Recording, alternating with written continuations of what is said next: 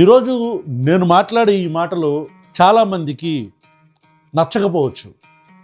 మీరు తెలుగుదేశం పార్టీ అయినా, మీరు వైఎస్ఆర్ కాంగ్రెస్ పార్టీ అయినా, మీరు జనసేన అయినా, మీరు ఏ రాజకీయ పక్షం అయినా మీకు ఈరోజు నేను మాట్లాడే మాటలు నచ్చకపోవచ్చు. ఆంధ్రప్రదేశ్లో చాలా వరస్ట్ పాలిటిక్స్ నడుస్తున్నాయి, హీనాతి హీనమైన రాజకీయాలు నడుస్తున్నాయి. మీకు ఇప్పుడు జరుగుతున్న అంబటి రాంబాబు గారికి సంబంధించిన ఇష్యూ మీ అందరూ చూసే ఉంటారు. న్యూస్ ఛానల్స్లో మెయిన్ స్ట్రీమ్ మీడియా అంతా ఓకదంపుడుగా కొడతా ఉంది. ఇక TV5 ABN లాంటి వత్తాసు పలికే ఛానళ్ళు, సాక్షి టీవీ లాంటి వైఎస్ఆర్సీపీకి వర్క్ చేసే ఛానళ్ళు, వీళ్ళందరూ కూడా ఎలా పనిచేస్తున్నారో మీ అందరికీ తెలిసింది.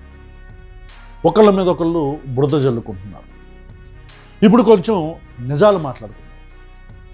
అంబటి రాంబాబు గారు ఏం మాట్లాడారు ఒకసారి చూడండి మీరు.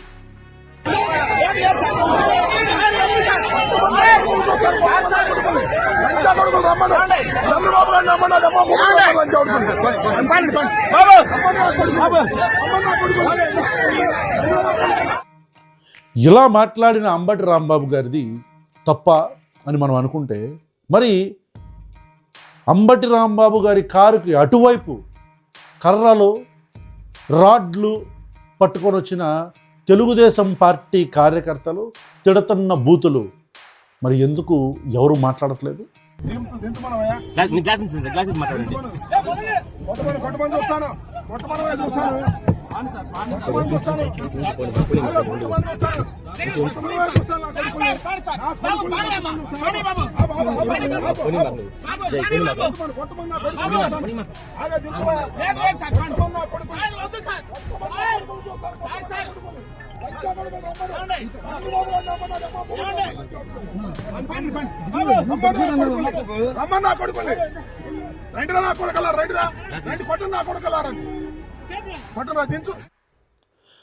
In first place, before getting in to the video, Ambati Rambabu గారు మాట్లాడిన మాటలు ఖచ్చితంగా తప్పు.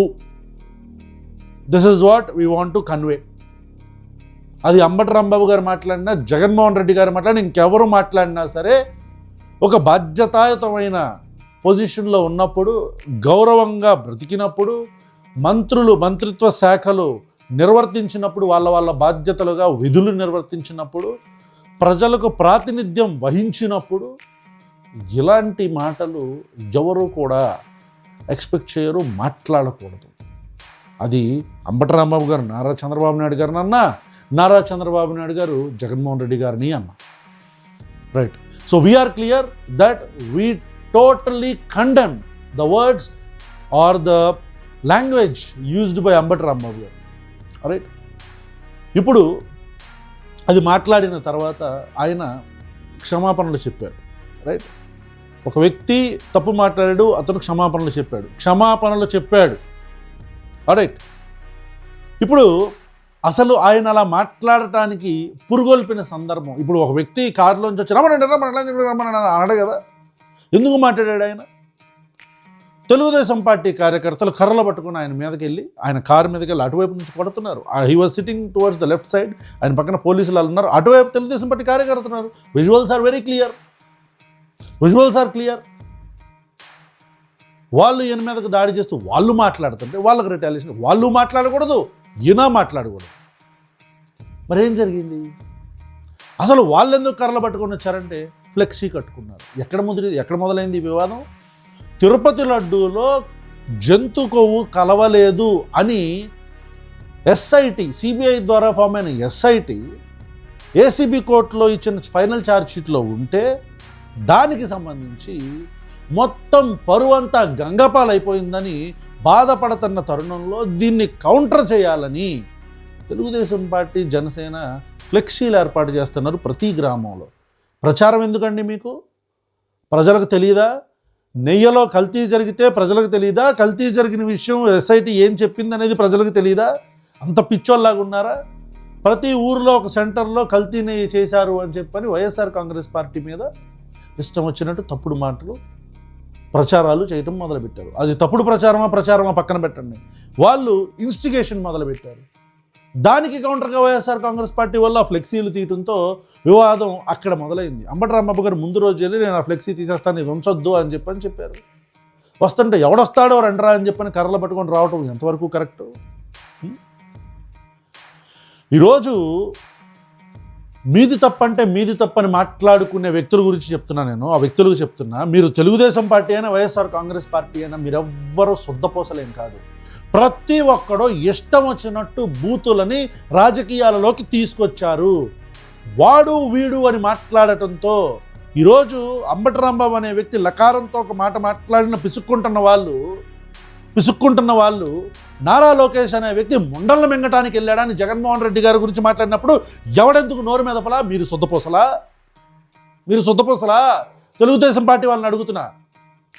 పట్టాబ్ అనే వ్యక్తి అఫీషియల్గా ప్రెస్ మీట్ పెట్టి తెలుగుదేశం పార్టీ కార్యాలయంలోనే బోసడీకే అని ఒక ముఖ్యమంత్రిని తిడితే మీరు శుద్ధపోసలా? తెలుగుదేశం పార్టీ వాళ్ళని అడుగుతున్నా. ఇప్పుడు జనసేన నా కొడక అంటే అర్థం ఏంటో తెలుసా? నా కొడక అంటే నాకు పుట్టేవురా నువ్వు అని. అంటే ఎవరినైతే తిడుతున్నామో ఆ తిడుతున్న వ్యక్తి యొక్క తల్లితో నేను సెక్స్ చేశాను కాబట్టి నువ్వు నాకే పుట్టావని అంటావు నా కొడక అని. ఇలాంటి భాష సాక్షాత్తు రాష్ట్ర ఉప ముఖ్యమంత్రిలో ఇప్పుడు కూర్చున్న వ్యక్తి ఆ రోజు ప్రతిపక్షంలో ఉన్నాడు. ఆ రోజు ప్రతిపక్షంలో ఉండి మాట్లాడాడు. ఆ రోజు ప్రతిపక్షంలో ఉండి ఈ వ్యక్తి మాట్లాడిన మాట జనసేన వాళ్ళు శుద్ధపోసలా జనసేన వాళ్ళు? ఎవరు శుద్ధపోసలు ఇక్కడ? ఈరోజు వైఎస్ఆర్ కాంగ్రెస్ పార్టీ వాళ్ళు సేమ్ నా కొడక అని విపరీతమైన దుర్భాషలాడారు వాళ్ళు కూడా. ఈరోజు ఈ పరిస్థితి, రాజకీయ పరిస్థితి ఇట్లా మారటానికి కారణం మీరందరూ. చంద్రబాబు నాయుడు భార్య గురించి మాట్లాడతారు, జగన్మోహన్ రెడ్డి గారి కూతురుల గురించి మాట్లాడతారు, చిరంజీవి కూతురు చిన్న కూతురు ఎప్పుడో 2009లో అక్కడ కాదు మీరు మొదలుపెట్టింది. చిరంజీవి చిన్న కూతురు గురించి మాట్లాడతారు, మీరు చిరంజీవి పిల్లల గురించి మాట్లాడతారు, పవన్ కళ్యాణ్కి సంబంధించిన పాత వివాహానికి సంబంధించిన వైవాహిక సంబంధానికి జీవితానికి గురించి మాట్లాడతారు మీరంతా. మీరు శుద్ధపోసలా? ఎవడ శుద్ధపోసలు ఈరోజు రాజకీయాల్లో? ఇలాంటి భాష ఒక్కొక్కడు మాట్లాడేది అదే భాష, లేస్తే మాట్లాడేది అదే భాష. మాలాగా మీరేమన్నా యూట్యూబ్లో వీడియోలు చేసుకునే వల్ల, లేకపోతే సామాజిక కార్యకర్తలా మీరేమన్నా రెస్పాన్సిబుల్ పొజిషన్లో ఉన్న మీరంతా ఈ భాష మాట్లాడితే మరి ప్రభుత్వం వచ్చినప్పుడు ఇప్పుడు ఎవడికవాడు శుద్ధపోసల్లాగా బిహేవ్ చేయడంలో నాకైతే దేంతో నవ్వాలో కూడా అర్థం కావట్లా. I'm talking about every party here, every party. ఇక తెలుగుదేశం పార్టీ గురించి మాట్లాడు కాసేపు. అంబటి రాంబాబు చంద్రబాబు నాయుడు గారిని లకారంతో తిట్టాడు కాబట్టి మీకు కోపం వచ్చింది. వండర్ఫుల్, శభాష్. మీ అందరి కోపానికి ఆవేశానికి చప్పట్లు కొట్టి స్వాగతం పలకాలి మీకు. మరి Nandamuri Taraka Rama Rao, the founder of Telugu Desam party, విశ్వవిఖ్యాత నట సార్వభౌమ పద్మశ్రీ డాక్టర్ నందమూరి తారక రామారావు గారి స్వయాన మనవడిని ఇదే భాష మాట్లాడితే కనీసం మీ రాజకీయ పార్టీ ఎమ్మెల్యేకి షోకాసు నోటీసు కూడా ఇరా? షోకాసు నోటీసు. అనంతపురం ఎమ్మెల్యే శ్రీ దగ్గుపాటి వెంకటేశ్వర ప్రసాద్ గారు నందమూరి తారక రామారావు స్వయాన మనవడిని లకారంతో తిడితే మీ నోర్లు మూగబోయినాయా? ఎందుకు ఎవడో మాట్లాడలా? అయితే మీకు నిజంగా కోపం రావాలి, లేదా కోపం నటిస్తూ టాపిక్ని డైవర్ట్ చేయాలి లడ్డు మీద నుంచి. ఏది నిజం? మీకు నిజంగా కోపం వస్తే ఆ రోజు ఎందుకు రాలా? అంటే మీరు ఎవరి పార్టీలో అయితే కూర్చున్నారో, నందమూరి తారక రామారావు గారి పార్టీ ఏదైతే ఉందో ఆ పార్టీలో కూర్చున్న వ్యవస్థాపకుడి గురించి, వ్యవస్థాపకుడి కుటుంబం గురించి మాట్లాడితే మీరు మాట్లాడరా? మీకు రాజకీయ భిక్ష పెట్టిన వ్యవస్థాపకుడి మనవడి గురించి, తన కోడల గురించి మాట్లాడితే మీరు మాట్లాడరా? ఈరోజు కోపం రావచ్చు. సిస్టమ్ని ఎవరి చేతిలోకి తీసుకుంటున్నారు? మీరు సిస్టమ్ని చేతిలోకి తీసుకుంటున్నారా? Are you taking system in your hands? ఏంటి కర్రలు పట్టుకొని వెళ్ళి ఇప్పుడు రాంబాబు గారి ఇంటిని లేకపోతే కారుని ధ్వంసం చేశారు, బాగుంది. ఆర్ యు నాట్, ఒకవేళ just in case YSR Congress party అధికారంలోకి వస్తే అప్పుడేంటి అసలు మీరు ఊహించగలరా? జగన్మోహన్ రెడ్డి అనే వ్యక్తి అధికారంలోకి వస్తే ఆ పార్టీ క్యాడరు ప్రభుత్వం వాళ్ళ చేతిలోకి వెళ్ళిన నెక్స్ట్ మొమెంటు ఏం జరిగిందో మీరు ఊహించగలరా? ఏంటిది వెంజియన్స్ ఏంటి? అంబటి రాంబాబు అనే వ్యక్తి తప్పు మాట్లాడాడు, అరెస్ట్ చేయండి. దాదాపు కొన్ని గంటల దాకా పోలీసులు వెళ్ళకపోతే ఎవరు దానికి రెస్పాన్సిబుల్? ఈరోజు పోలీస్ గురించి మాట్లాడదాం అనుకుంటున్నాను నేను. ఆఖరిగా police department is the main culprit in this. Police డిపార్ట్మెంటే ఈరోజు కల్ప్రిట్. చెప్తాను ఎందుకో. వాళ్ళు ఫ్లెక్సీలు కట్టారు, దాన్ని మీరు తొలగించలా. తర్వాత రోజు ప్రతిపక్షం నుంచి ఒక నాయకుడు వెళ్ళి అంబటి రాంబాబు గారు వెళ్ళి అది తీసేయమంటే దాన్ని అప్పుడు మీరు వాన్ చేయాల, తీయలేదు. సరే పోనీ ఉంచారు ఫ్లెక్సీని. ఇతను వాళ్ళ క్యాడర్తో అక్కడికి వస్తున్నాడని తెలిసినప్పుడు ప్రతిపక్షంలో ఉన్న వ్యక్తి ఇతన్ని మీరు అక్కడే ఉంచలేదు, హౌస్లో రానిచ్చారు. పోనీ రానిచ్చిన వాళ్ళు దీని దాకా రానిచ్చారా అంటే దీని దాకా వచ్చిన తర్వాత అక్కడ వాళ్ళని తెలుగుదేశం పార్టీ వాళ్ళు ఆల్రెడీ మోహరించున్నారు. ఇక్కడ పోలీస్ వైఫల్యం కాదా ఇది? తెలుగుదేశం పార్టీ కార్యకర్తల చేతుల్లో కర్రలో రాడ్లు ఉంటే పోలీసులు గుడ్డిగాడిద పళ్ళు తవ్వుతున్నారా? పోలీసులు ఏం కూడా పడుస్తున్నారు?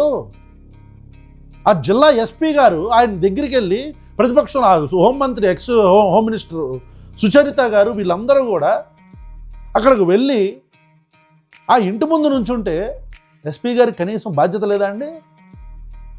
దాదాపు 6-7 గంటలు ఒక వ్యక్తి ఇంటిని చుట్టముట్టి ఇంటిని తగలబెడుతుంటే పోలీసు వ్యవస్థ నిద్రపోతుందా? లా అండ్ ఆర్డర్ చూడటంలో పోలీస్ హ్యావ్ ఫెయిల్డ్ అట్టర్లీ. మరి మీరు రాజకీయ ప్రలోభాలకి లొంగి అంబటి రాంబాబు గారిని ఫస్ట్ ఆ బ్యానర్ కట్టించడం తప్పు. కట్టిన దాన్ని తొలగించాల. ఇతను వచ్చాడు, రెండో రోజు రాకుండా అతను ఆపుండాల్సింది అంబటి రాంబాబు గారిని. ఆయన్ని ఆపలా మీరు. ఇక్కడ వీళ్ళని తెలుగుదేశం పార్టీ కేడర్ని ఆపలా. వీళ్ళ చేతుల్లో కర్రలు ఉన్నాయి. వచ్చిన తర్వాత పోనీ వాళ్ళని చెదరగొడుతున్నారా అంటే వీళ్ళని చెదరగొట్టు వాళ్ళని మధ్యలో ఉండి సార్ వదిలేండి సార్ వీళ్ళని వదిలేండి సార్ అన్నారు. వాళ్ళని నాకు జాలి అనిపిస్తుంది పోలీసులను చూస్తుంటే. I'm feeling pity for them. ఒక సిఐ ఎస్ఐ ఒక ఏసీపీ క్యాడర్లో ఉన్న వ్యక్తులు డిఎస్పీ క్యాడర్లో వ్యక్తులు సార్ బతికిలాడుతున్నారు కొట్టుకుంటుంటే రౌడీల్లాగా నా కొడుకులు రాడ్లు పట్టుకొని నుంచుంటే వీళ్ళ వైపు నుంచి వీళ్ళు బూతులు తిట్టుతుంటే మధ్యలో బతికిలాడుతున్నారు పోలీసులు. You should be ashamed of your self. ఆ జిల్లా ఎస్పీని ఖచ్చితంగా ఇమీడియట్గా బదిలీ చేయాలి, సస్పెండ్ చేయాలి. Because the law and order చూడండి, నిన్న ఎవ్వడో శుద్ధపోసలేం కాదు ఇక్కడ. దయచేసి శుద్ధపోస మాటలు దయచేసి మీరు మాట్లాడద్దు. అంబటి రాంబాబు తిట్టేశాడు, తెలుగుదేశం పార్టీ వాళ్ళు కర్రలు పట్టుకొని వచ్చారు. తెలుగుదేశం పార్టీ వాళ్ళు కర్రలు పట్టుకొని వచ్చారంటే మరి వైఎస్ఆర్ కాంగ్రెస్ పార్టీ వాళ్ళు అధికారంలో ఉన్నప్పుడు తెలుగుదేశం పార్టీ ఆఫీసును పగలగొట్టలేదా? తెలుగుదేశం పార్టీ ఆఫీసును పట్టాభి ఆ మాట మాట్లాడండి, తెలుగుదేశం పార్టీ ఆఫీసును పగలగొట్టలే? ఆ రోజు మీకు మరి రాజ్యాంగం అన్ని ఈరోజు వైఎస్ఆర్ కాంగ్రెస్ పార్టీ వాళ్ళు ఎవరైతే మాట్లాడుతున్నారో రాజ్యాంగం గురించి, ఆ రోజు మీకు రాజ్యాంగం గుర్తురాలేదా? తెలుగుదేశం పార్టీ ఆఫీస్ మీదకి వెళ్ళినప్పుడు మీకు రాజ్యాంగం గుర్తురాలేదా? సేమ్ ఇట్లాంటి మాటగా పట్టాభి కూడా మాట్లాడింది జగన్మోహన్ రెడ్డి గారి గురించి, బోసడీకే అని.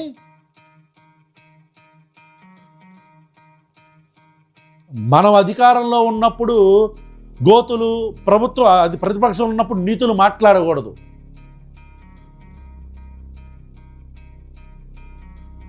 The politics in Andhra Pradesh has fallen, అధపాతాళంలోకి వెళ్ళిపోయింది రాజకీయాలు ఆంధ్రప్రదేశ్లో, అధపాతాళంలోకి.